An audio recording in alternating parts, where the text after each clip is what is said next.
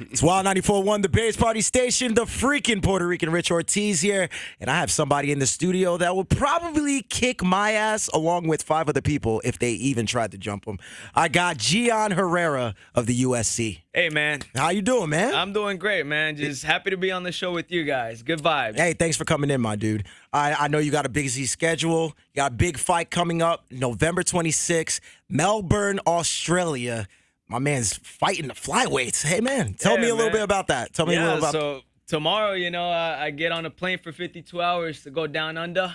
Go down there, represent Tampa, because that's all I do, baby, man. Yeah. I represent Tampa to the fullest. The only guy in the UFC repping Tampa, let me just say that. So if anybody out there ever needs some backup out here, I mean, he might be a little bit of money, but Geane got your back. But, dude, tell me a little bit more about yourself, a little bit of your background. How did you get into the UFC? Yeah, man, so I was hitting a pivotal moment in my life, man, and it was either the military or to give fighting a try, because I had a stage in my life where I was just getting into a lot of street fights. Just scrapping? Scrapping, bro. Scrapping with, I would hear like, oh, this guy's a really good fighter in this neighborhood. So that's like Kimbo Slice, bro. Yeah, go that's whooping everyone's ass. Honestly, that was the inspiration. Like, we would all be in school, we'd watch the videos, like, what? Let's do something like that, man. Let's get some fight club going. Set up some fights, Did you make money off of that? Nah, man, just reputation. Oh, so you were known as the guy, if anybody wanted to rumble, you were down. Hey, man, I had no questions asked. Didn't matter how big you were, how many there were. What is the biggest guy that you rumbled with, though? Like, in the street? It was me. Yeah, this guy. The biggest guy. I would say he was about 6 foot. 6 foot, 190, and I just hit him once, bro, and I broke it. I don't want to say too much, but it was a pretty bad You fight. did damage. Yeah, let's just put it that way. The statutes of limitations still stand, brother. So, I mean, dude, you're not a tall person. Listen, I'm not tall. I'm 5'9", and I'm a little bit taller than you. So I would say, that's rare that I am taller than somebody. So when a lot of people look at it, somebody a little bit smaller than them, they wouldn't think that they would be able to scrap or think that they would have the balls to scrap. Let's put it that way. That's exactly how it went down, man, because the guy approached me. He really tried to intimidate me, and I kind of like turned away from him and bah! Give him the 2-piece and the nuggets. That's how I call it anyway in New York. When you scrapping, I mean, a lot of the times you don't even know you're scrapping until you get hit. Exactly. So, man. I mean, in that fight, how did that all aspire to come? Like, how did you guys even set that fight up? So that particular fight, we were playing soccer, and it was just a random fight. But from that point on, everybody there was just like, dude, you should really get into fighting. They would call it UFC. You should do UFC. It's called mixed martial arts. MMA. Yes. But they're like, hey, you should do UFC. You should do UFC. So I'm like, okay, then let me give it a try, And so got into it, started doing some MMA. Did you start taking classes after that? Or was it something that you just started training by yourself? Yeah, man. I started looking for a gym, and I found this tiny little local gym, hole-in-the-wall place, where Bill Banks, who's still my coach right now, Coach Bill, yeah, and I went in there and I'm like, yeah, I want to fight at 170. I want to get into the UFC. I want to be.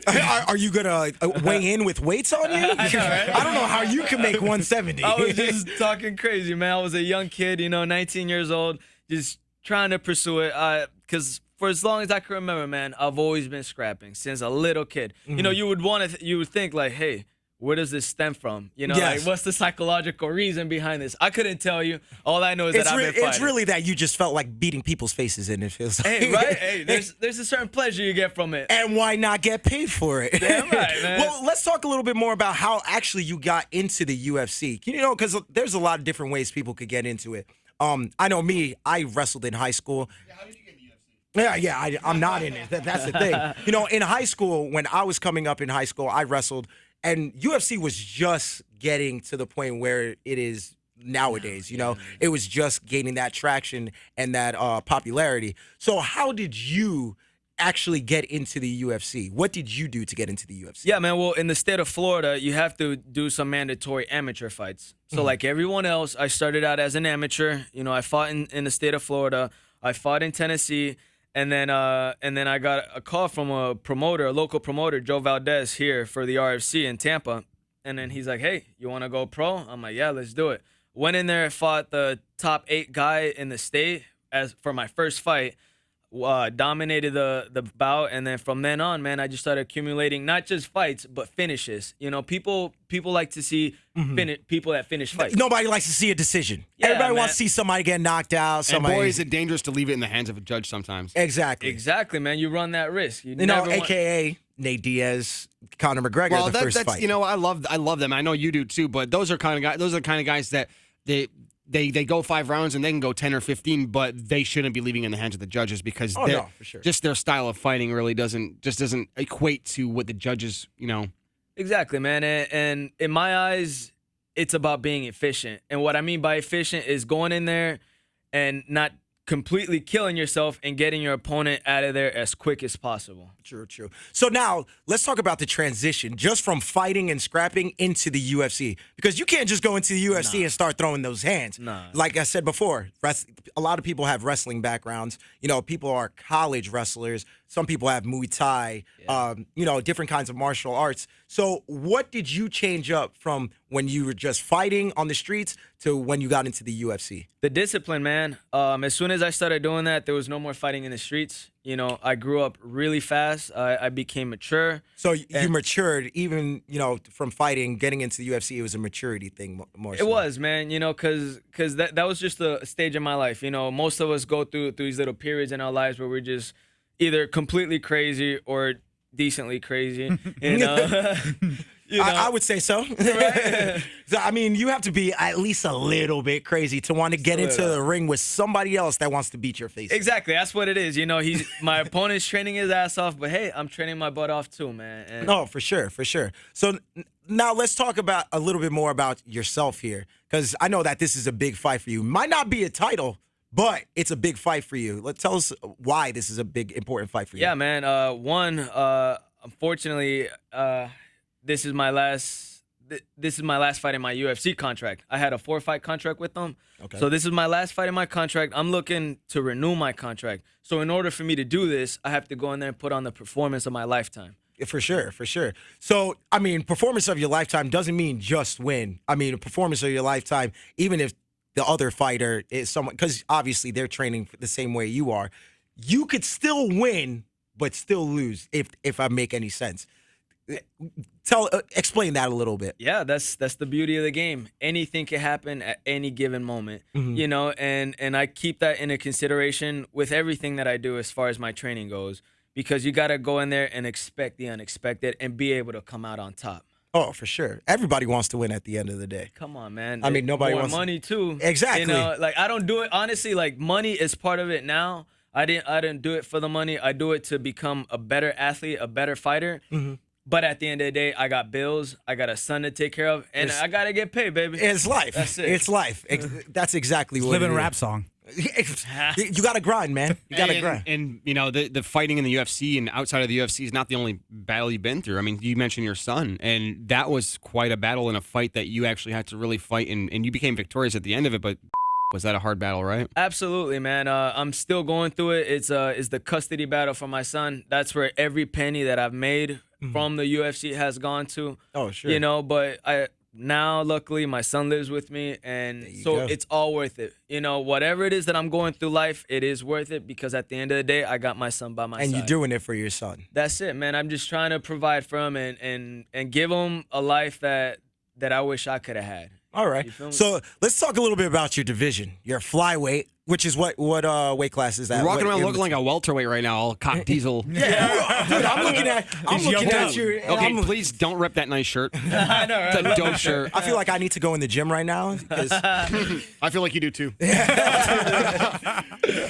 but yeah, tell me a little bit about your weight class. Who's the guy that you're trying to get it in with in the UFC right now? Man, honestly, I'm just trying to show the world that the flyweight division is not dead. Because honestly, there's nothing going on in that division. The guys that fight in it are boring. They don't do much. So I'm just Shots fired. Are we talking about Shots Demetrius fired. Johnson right now? I'm talking about a lot of people that just like to lay on top of you and not do a damn thing. Well, I know you've already called out one person. I'm not gonna do the name. No. That's what we do here. No, I'm not We doing are it. calling people out. He's got to do it though. Yes. Who do you? If you win, Ben Nguyen, you know, next Saturday, November 26th in Australia, You win that fight, God willing, bring back that, that victory back home to Tampa, Colombia.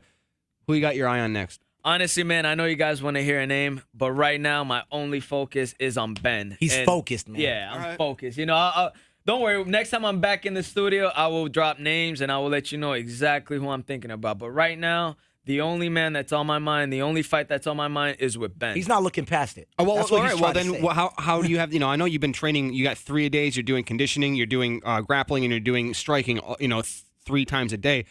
How are you preparing for Ben Nguyen? And it's a different fight for you. Yeah, man. The guy has really good stand up. His last fight, he lost due to lack of ground game. So like any other smart fighter would do, they've been working on their ground game. So I'm honestly just training to face a mixed martial artist because it's a mixed martial arts fight. It's not a stand up. It's not a wrestling match. It's a mixed martial arts match. There you go. Now you're talking about his strengths and his weaknesses.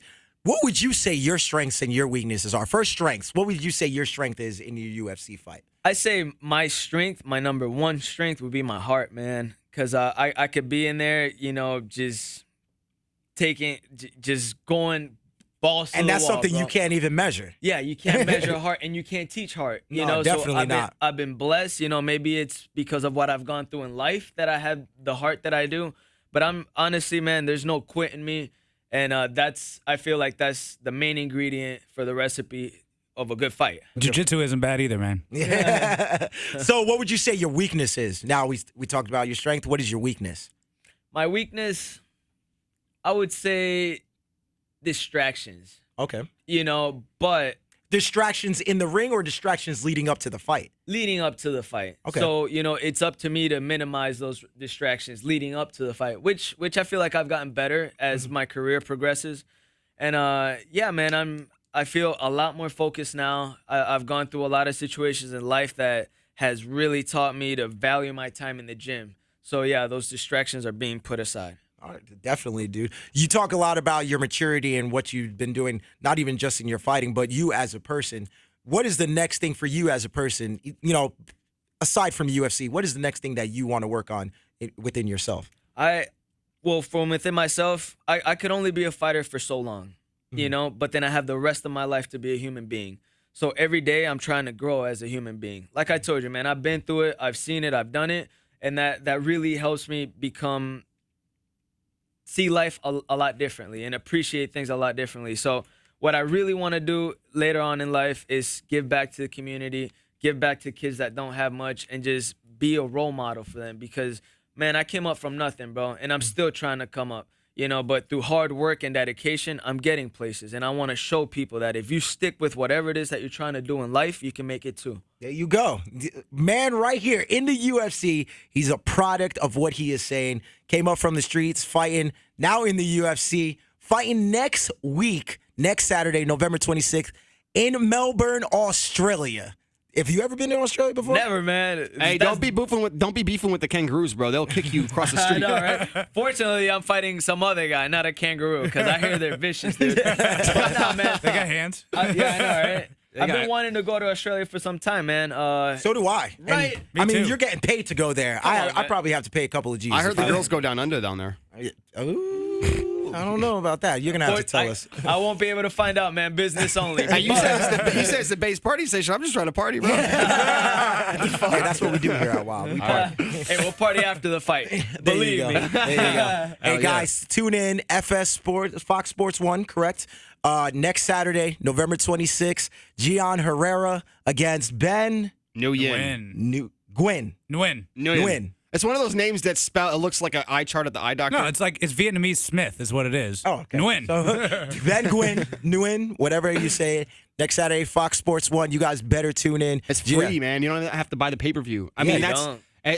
it's phenomenal because now the whole world, like, you don't have to dish out $60 to watch Geane fight. Everyone gets to watch it. Basic cable, flip it on FS1. Yeah, well, So is it there gonna you be go, people. No, you cheap out there that can't pay for pay-per-view. This is it right here. Go on Fox Sports 1 next Saturday. Geane, Ben, Gwyn, whatever his name is. I hope, you know what? I don't even care because I know my man Geane's going to win. Hey, and Geane, how do they get you on social media and stuff, too? Because they got to support you all the way through the whole deal. Yeah, man. You guys can find me on Twitter and on Instagram at Chejitsu. That is CHEJITSU. And on Facebook, Geane Carlos Herrera. You know, make sure you give me a shout out. Like I said, I represent Tampa to the fullest everywhere that my career has taken me. So if you like your city and you support your city, you got to support your boy. Support your boy. Support your boy. Repping that 813. Thank you, Geane, again. And you guys, good luck out there in Australia, man. Thank you.